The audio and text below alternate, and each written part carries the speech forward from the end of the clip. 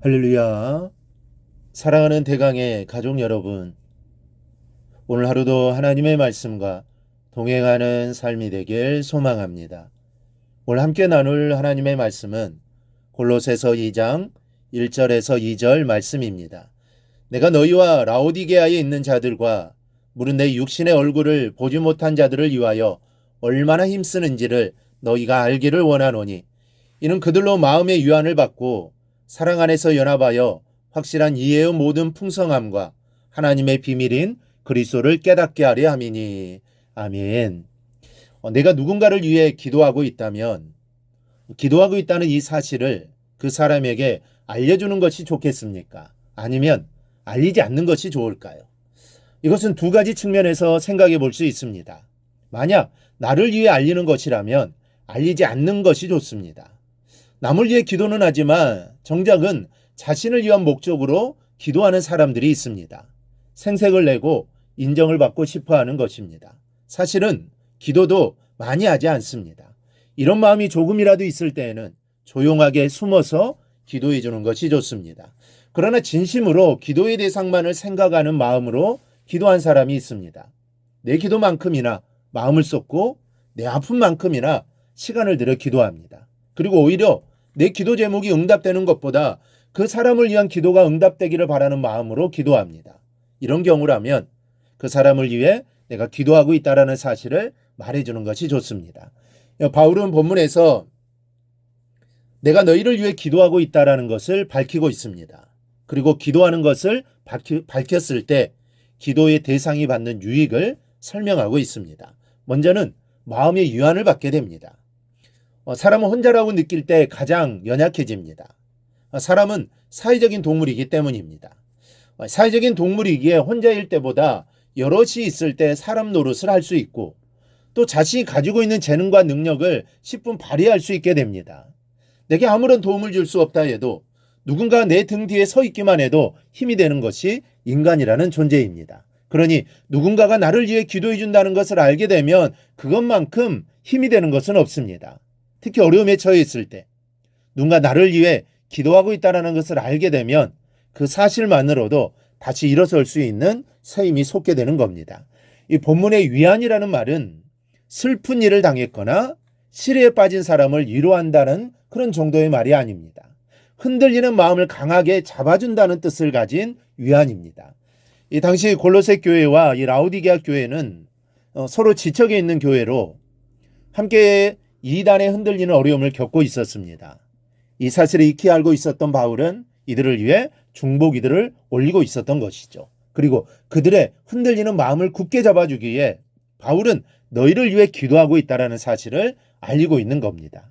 여러분, 기도는 기도한 대로의 능력이 나타남을 믿으시기 바랍니다. 기도는 우리에게 가장 큰 힘과 능력입니다. 그렇기 때문에 내가 너를 위해 기도한다는 사실은 누구에게나 흔들림을 굳게 잡아줄 수 있는 가장 강한 능력이 되는 겁니다. 그러니 다른 사람을 위한 기도, 중보기도를 쉬지 않기를 바랍니다. 누군가를 위한 기도가 그 사람을 붙들어 줄 겁니다. 믿음이 연약해지고 신앙이 흔들릴 때 강하게 붙잡아 줄 것입니다. 힘을 줄 것입니다.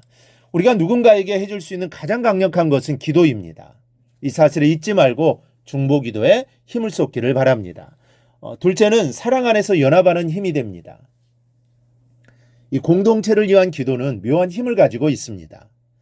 아무리 의견이 분분하고 또 네 편이 갈려 뿔뿔이 흩어진 공동체라도 기도의 폭격이 쏟아지면 사이를 가르고 있던 벽이 무너지고 생각지도 못했던 방법으로 하나가 되는 것을 체험할 수 있습니다. 교회면 교회, 가정이면 가정, 사회나 나라까지 그 공동체를 위한 진실된 기도가 있다면 연합의 역사가 시작되는 겁니다. 여러분, 지금 남북한의 관계가 좋지 않습니다. 좋을 때도 있었지만 지금 많이 냉랭해진 상태죠. 이런 관계를 풀 수 있는 방법이 어디에 있겠습니까? 여러분, 다른 데 있지 않습니다. 나라와 민족을 위한 기도밖에 없습니다. 나라와 민족을 위한 기도를 하나님께서 들으시고 반드시 역사해 주실 겁니다. 기도가 있어야 북한의 내부에도 변화가 생기고 기도가 있어야 나라의 지도자를 통한 역사가 나타나게 됩니다. 그렇지 않으면 어림도 없는 일입니다. 이렇게 중보기도는 힘을 주고 연합을 주는 원동력입니다. 그러기에 우리는 더욱 중보기도에 힘써야 합니다. 이 바울은 1절에서 말합니다. 내가 너희와 라오디게아에 있는 자들과 무릇 내 육신의 얼굴을 보지 못한 자들을 위하여 얼마나 힘쓰는지를 너희가 알기를 원하노니. 여기서 힘쓴다는 말은 헬라어로 아고나라는 말인데 이 전투 용어입니다. 그러니까 평범하게 힘쓰는 것이 아니라 전투를 하듯이 힘쓰는 것을 말하는 겁니다.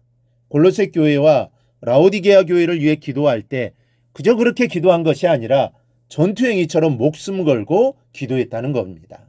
이단이 아무리 판을 치더라도 골로새 교회와 라오디게아 교회에서 복음이 손상되지 않고 또 성도들의 믿음이 흔들리지 않도록 영적인 전투로 기도한다는 겁니다. 바울의 이런 모습에서 우리는 중보기도의 자세를 보게 됩니다. 중보기도는 전투를 하듯이 기도하는 것입니다.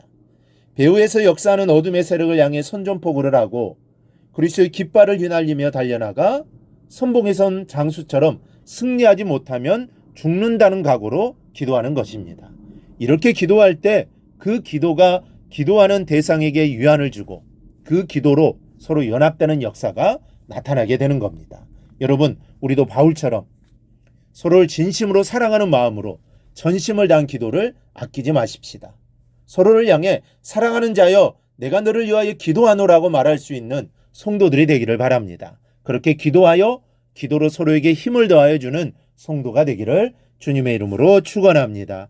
오늘 묵상한 말씀을 굳게 잡고 삶으로 실천하며 살아내는 대강의 모든 성도들이 되기를 축복합니다.